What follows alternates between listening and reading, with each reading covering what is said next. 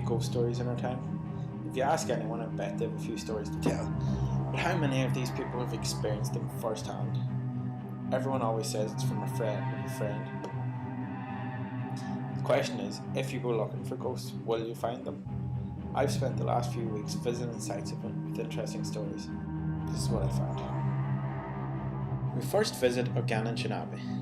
This small cemetery has a strange story. The story of the Christmas mourner.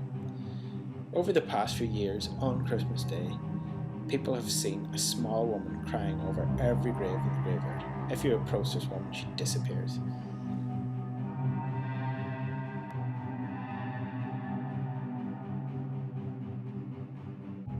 We all know a few ghost stories, but how many of us have experienced ghostly events firsthand? This is the old schoolmaster's house in Milford, and many believe it to have unusual residents of the ghostly nature. I've got in touch with some of the living residents. I've got in touch with John Taylor and Patricia Milligan, ex-residents of the schoolmaster's house in Milford. This is their story. Well, the house is over 200 years old, and it's a Georgian style gentry house. It's got the buzzers where you would ring for the maid for which room they wanted them in and whatnot. I lived there for about 5 or 6 years. I had a dog grooming salon in it. John stayed there a bit, and both of us are able to pick up things. I was always comfortable with it, although I always sensed an old man and a black dog in the kitchen area. There's 2 kitchens, the main kitchen area. And evidently my dogs saw it too, because they would come running in and go up to nothing and wag their tails and whatnot, you know. That was my basic experience with it, except when I had a friend from Texas that came over. And we had a bad experience that night. The temperature dropped, just freezing. And one of my dogs stood on the landing and snarled and barked, and the fur was up, and the other dog climbed into my lap. We didn't even want to go downstairs. We stayed upstairs. And this particular lady, was terrified, absolutely. But she was very sensitive as well. She's from American Indian background. She didn't know what it was. She just said she just got in bed and prayed all night. That was it. And the next day, the temperature slowly rose and everything was back to normal again. Whether it come from the house or she brought it with her, I don't know, because when she went back to Texas, she experienced it again over there. But the house itself would let sensitive things appear and disappear, and that was pretty much my experience. And then John stayed there for a while. This was about a 8-room house, so there was plenty of room up there. And he was always getting something now. The most significant event was halfway between sleeping and waking. Late one night, and you could hear, as clear as anything, this woman's voice going, "Charles, Charles," and like, you know, berating the husband, "Where are you? Where are you?" And that was the clearest thing. But the temperature changes were phenomenal, and you just knew.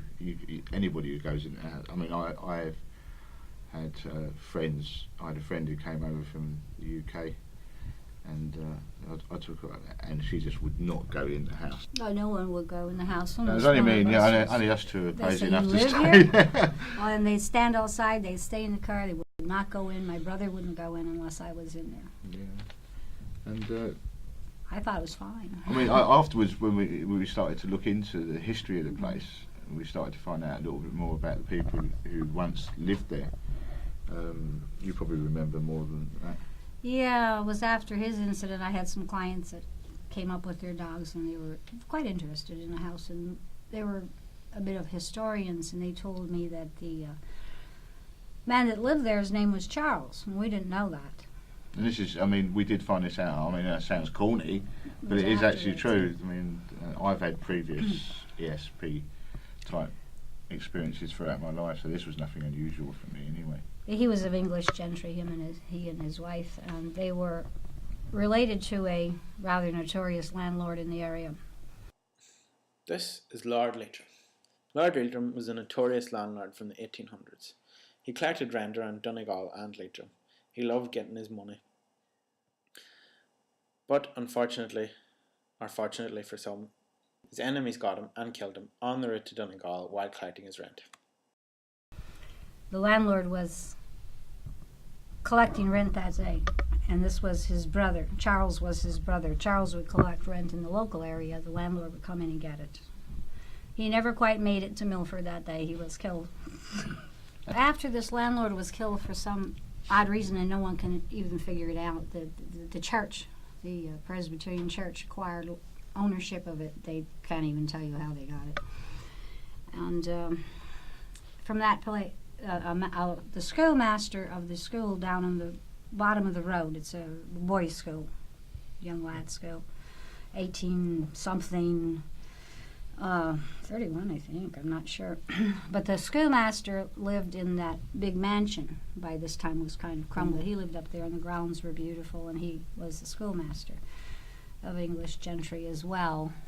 And normal schoolmasters didn't live in a gentry mansion with 8 to 10 rooms in it, gardeners and whatnot. But he had a fondness of the drink, and his wife pretty much ran it. And then the school closed as times passed. Times changed, and it's still there, but it's now a business of some type.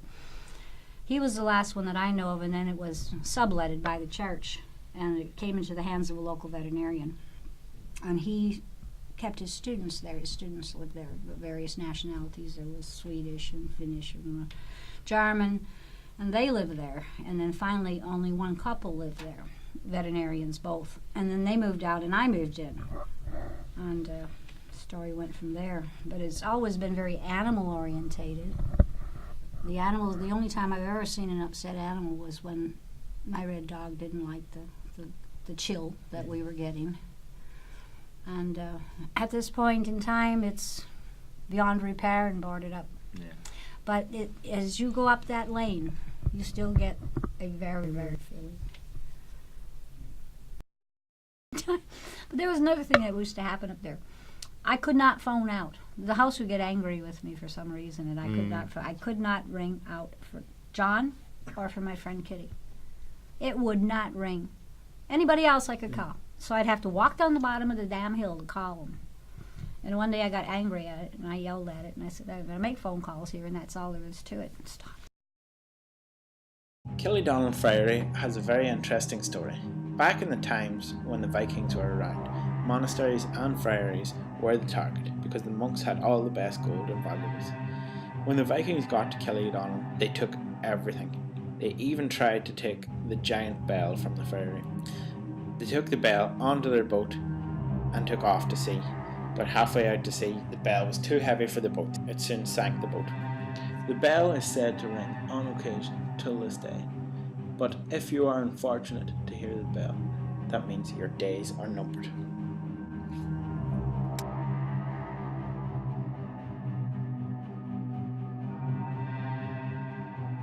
This is Ballymacool House, or as it's known by the locals, Kelly's Mansion, standing on top of the hill in the new park in Letterkenny. It was originally home of the Boyd family, who are said to be buried on the grounds. Many people claim to have seen members of the Boyd family pacing the estate. Many people also have claimed to hear strange noises coming from inside the house, even though the house is in ruins.